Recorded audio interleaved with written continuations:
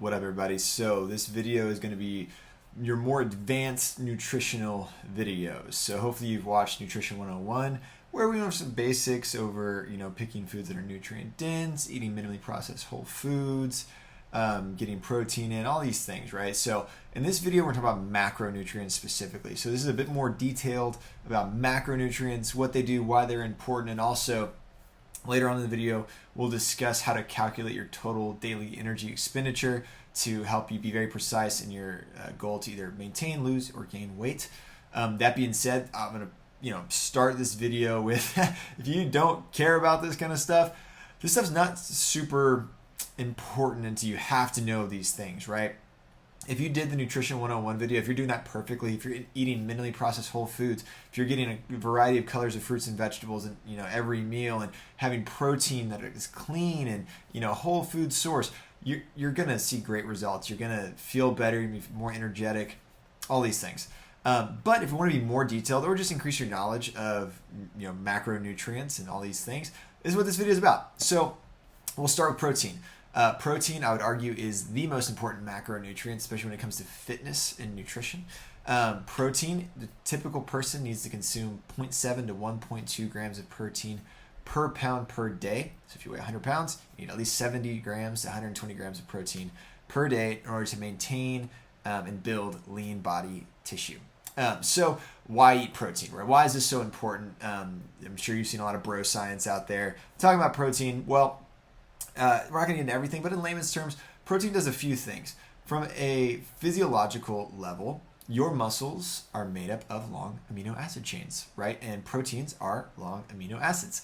And so the current theory to how muscle growth happens is that you damage your muscles to a certain extent when you work out by getting closer to that failure point. And then what happens is you need to fuel your bodies with amino acids in order for your body to adapt. Basically, your body recognizes that, hey, that load was a little too much, it was kind of aggressive, so we need to build stronger muscles in order to be able to perform that movement in that way again. So if you don't have enough protein, what happens is your body kind of just simply stops at repairing, right? It says, oh, we got damaged by that, but let's repair ourselves. Let's get back to the status quo. If we eat enough, 0.7 to 1.2 grams of protein, then what your body does is it adapts, right? It says, wow, that wasn't fun. We need to do better at that. So let's grow. Let's get stronger. And so it does that by stacking amino acids on top of each other. You've probably heard of essential amino acids or branched chain amino acids. Really, all you need to know is that essential amino acids are essential because your body can't produce them on its own. So I have clients that ask me sometimes about, which supplements they should use and all these things. And I always start with, first off, just eat basically minimally processed whole foods. Start with that first. And once you get that down, then we can talk about supplements. And so essential amino acids, you have to consume them to get them because your body doesn't make them on its own. So they're essential for you to eat. You get them, a lot of the meats you make or you eat, a lot of the protein sources. Branched chain amino acids are, in my opinion, kind of a waste of money because your body can actually make those and produce them on its own. So if you're going to choose something to supplement with essential amino acids, not branched chain amino acids, because your body can actually produce branched chain amino acids on its own. So they don't really do anything for you energy-wise or performance-wise. So essential amino acids, branched chain amino acids, a lot more nerdy stuff that you can talk about, but that's what you need to know really. And so proteins build muscle, right? Repair tissue. But they also keep you full. So what happens is protein, when you eat it, it releases this hormone called CCK. So the hormone CCK is the hormone, one of the hormones, that signals your brain to tell your body that, hey, we're full, we can stop eating. So if you ever had a meal with like a big, whole chicken breast and maybe some fruits or veggies, probably not fruits, and maybe a carb source, by the time you're done eating the chicken breast, you probably feel pretty full because that hormone has been released and your brain can signal its body faster than if you just ate carbs to stop eating. That's why if you've been to like a Chinese buffet and you've had a lot of rice and all these things, all of a sudden it just hits you and it's like you're just full and crazy. It's because you didn't have enough protein, and so your body couldn't signal you to stop eating in time before it got to like overcapacity essentially, right? And so protein helps you to feel more full faster. Protein also is a little bit harder for your body to digest. If you've ever heard of the term meat sweats, so basically it takes more work for your body to digest protein, which is another reason your brain needs to signal your body to stop eating, because it recognizes it's going to take some work to digest this food, this macronutrient resource, which is also going to help with your thermic effect of food, which we're going to talk about in a little bit here. Overall, though, protein, especially for weight loss, if you eat more protein, if you focus on protein, you're inherently going to eat less carbs and fats, which is going to help you eat less calories overall, which is going to help you to lose weight. If you're bulking, if you want to put muscle on, which everybody watching this video, you should want to put muscle on.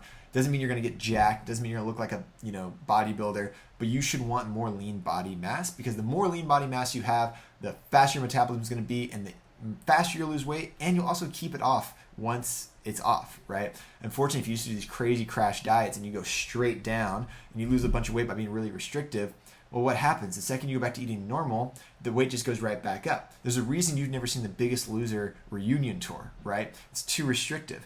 And protein, it's going to help you feel more full. It's going to help you be more sustainable. It's going to help you build lean body tissue. So maybe you don't lose weight as fast, but you're losing body fat percentage because you're putting on lean muscle mass. Your metabolism's increasing, so you're going to be able to burn more calories at rest to help you keep the weight off, right? So protein, huge, really important. We could say more, but let's move on. So let's get into carbs, right? Carbs are amazing. Carbs are great. You need carbs, right?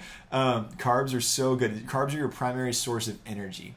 That being said, we want carbs that are nutrient dense, right? We want whole food sources. Carbs like brown rice, quinoa, sweet potatoes, fruits and veggies. Awesome. These are great sources of carbs. We don't want like sugary stuff like juices, Monsters, Gatorades, Cokes and all these things. We want nutrient dense carb sources. So what happens is when you consume carbs, your body recognizes them as an amazing and very fast source of energy. And your body's going to do a couple of things with those. One of the first things it's going to do is it's going to send it around in the bloodstream, and it's going to store it as glycogen in your muscle bellies. And that's going to be the quick and easy energy sources that your muscles need while you're working, right? While you're working out, while you're walking, while you're running, whatever you're doing. That quick sugar is going to be able to be accessed by your muscles very quickly in order to help them to keep contracting very hard and very in a controlled way, in an aggressive way. What happens though is if you eat too much carbs, then your body has filled up all the glycogen stores it can. It recognizes that it doesn't want to lose this awesome energy source, so it's going to store it. It's going to convert it through a process as fat, right? That's what happens when you overeat on carbs. You can't really overeat on protein. The reason I say that, a lot of studies have been done, and you can eat as much protein as you want. Your body really just can't and doesn't convert amino acids into fat, right? So you can eat as much protein as you want, and it's not going to be converted to fat as long as it's a clean protein source. Obviously, if it's deep fried, if it has fat and carbs in the protein, that can be stored as fat, right? But protein itself doesn't get stored as fat. But carbs, relatively easy to be stored as fat if you overeat them, right? That being said, if you're very active, you can eat a lot of carbs. It's going to be floating around in your bloodstream and you're stored in your muscle bellies, and you're going to use those, right? Your body's going to recognize that it needs that. And so carbs are not bad. Carbs are so good, y'all. But we need to eat them in moderation, obviously, and we need to eat nutrient-dense versions of them, even choosing brown rice over white rice. The reason white rice is white is because it's been processed. The fiber has been filtered out, and so that way it tastes better. It's more palatable, right? But it's not as nutrient dense, it's not as fibrous, so it's not going to help you feel as full as quickly, right? So we need carbs in our diet, but we need to have nutrient dense carbs that our body loves and uses for energy, but that aren't so palatable that we overeat them, okay? And then fats, obviously. Fats are great, but just to put this in context, your body loves fats and needs fats, right? In the 90s, you had this like, fat is a bad thing. Fat's not bad. If you think of your body, every cell membrane, your nervous system, your brain is made of fat. It's what it is. You will never be 0% body fat. If you are, you'd be dead, because your organs literally need fat in your brain and your nervous system. You need fat, right? You need it. You need it. You need it. It is so important. And so, and the fat obviously is a great source of energy. Your body recognizes it as a great source of energy. And so, just put this in reference, protein and carbs for every 1 gram of protein or carb, has 4 calories. For every gram of fat is 9 calories. So it's very calorie dense, but not in a bad way. It's what it is. It's a great, amazing source of energy, which is why when you overeat on carbs and fats, it's going to store as body fat because it's an amazing source of energy that your body can use later on in the future. And so fats, right, triglycerides, you consume them obviously through oils, through nuts, and all these other things. But once again, we need nutrient-dense versions of fat. Extra virgin olive oil, avocado oil, nuts, avocados, coconuts, anything that's minimally processed as possible is a great source of fat. Obviously, we want to avoid, super saturated fats. Fats from fast food restaurants aren't good fats, right? But fats are really, really good, and we still need them, but we need them, once again, in moderation, and preferably from nutrient-dense resources, right? Things like I said, extra virgin olive oil, avocado oil. Those are the two fats basically you should be cooking with at all times. If it's a low temp thing, like something like eggs or low temp, anything, extra virgin olive oil, awesome. If it's medium or high temp, avocado oil is what you should be using for your fats. It's really, really good. It's nutrient dense, and it's not overly refined or processed. So if you need what fats should I eat, I just gave you the two you should be cooking with at all times. Extra virgin olive oil for low temp, avocado oil for medium or high temp things. Okay, all this said and done, now you know a little bit more about carbs, fats, and protein. But what do you do with it, right? If you're gonna go full bore, counting your macros, what does that mean? Well, it first starts off, and this is when it gets a little mathy. So really, like I said, if you do Nutrition 101, if you just stick with minimally processed whole foods, clean sources of protein, dense sources of carbs like brown rice, quinoa, steel cut oats, those kind of things, you're going to see great. And once again, avocado oil, olive oil, extra virgin olive oil, I should say, you're going to see great results, right?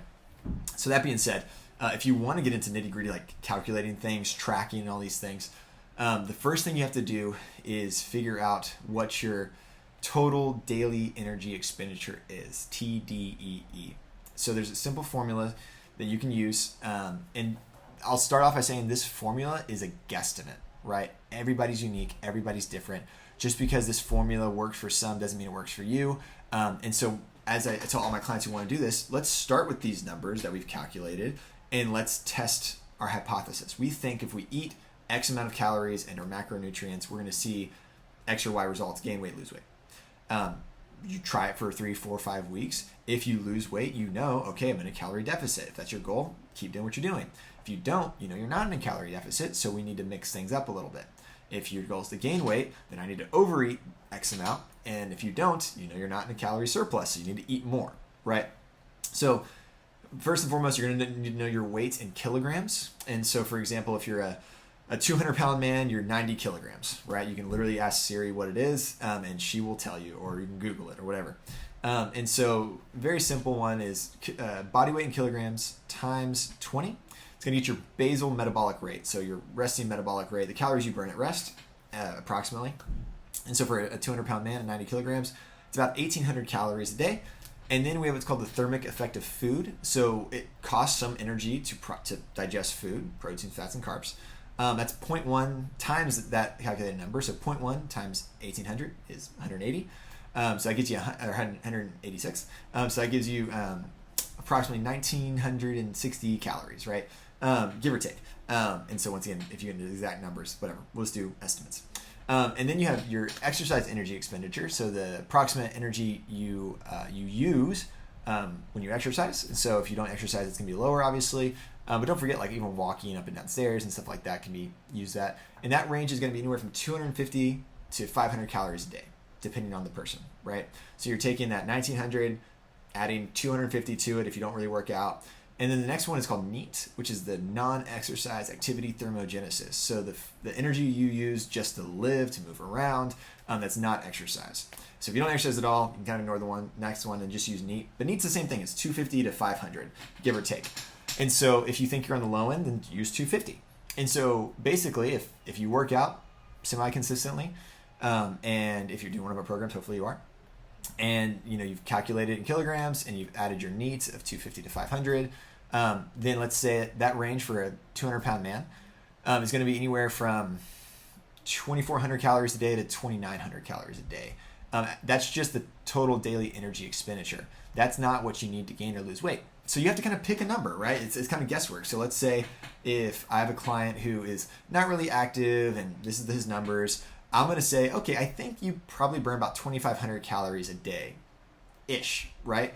Okay, so basically you want to subtract about 250 calories from that number and try to see if you're in a deficit. 250 is a great number for men and women. It's a slight deficit. It's not going to make you feel hangry or just awful and low energy, but you're going to feel, in a slight deficit. So what do you do with these numbers, right? Like, what do you do with this information to track macros, right? That's what this video is about. Well, it's pretty straightforward. Let's say I'm going to use my calculator on my phone, and let's say I think I'm burning 250 calories a day, or 2,500 calories a day, 2,500. And so the first thing you want to calculate is your protein. So let's go 0.7 times 200. Okay, it's 140 grams of protein a day, and there's 4 calories per gram of protein. So that's 560 calories from just protein every single day. So let's write that down, 560. I just typed it down for notes. Okay, next one you want to know is fats, right? You really need fats in your diet. So that's 0.35 times your weight. So 0.35 times 200 would be 70 grams of fat, and fat has approximately 9 calories in it. So 70 times 9 is 630 calories from fats, so which is okay. And then from there, I take the 630 plus, what was that other number? 560. Okay, about just under 1,200 calories. So I think my goal is 2,500. So I'm going to subtract that from 2,500. That leaves you about 1,300 calories for carbs. So just 1,300 divided by 4 is about 327 grams of carbs. Okay, and then that's just maintenance though. That's just what it is. So the reason you protein and fats first is because those are the non-essentials. You need those. Figure out those numbers. And then take your carbs, and then that's the number you're going to tweak, right? Now, I'm not saying do low carb. It's not I'm saying carbs are good. But that's the easiest number to manipulate, right? And so let's say I can have 350 grams of carbs for maintenance calories, but I want to be in a 250 calorie deficit. Okay, well, what's 250 divided by 4? 62. So I need to cut out 62 grams of carbs from my total estimated daily energy expenditure, and let's see if that works, right? That could be as simple as cutting carbs from one meal, right? You don't have to overcomplicate this. If all of this is super overwhelming and you're like, wow, this isn't fun, I don't want to do this at all, then don't do it. Just do that Nutrition 101 video. But if you're somebody who likes to count and wants to count, then use that formula, or Google TDEE, Total Daily Exercise Expenditure Calculator. Type in your stats. It's going to give you a number. Take that number, minus 250, add 250, test the results, see if your body responds. But make sure you're first in the Nutrition 101 stuff. All of this is kind of a moot point if you're not eating appropriately with the Nutrition 101 stuff. So I hope this helps. I know it's a longer video. I know it's kind of nerdy. But yeah, hopefully it helps. Whatever program you're doing. If you have any questions, feel free to reach out. Have a good day, y'all. God bless.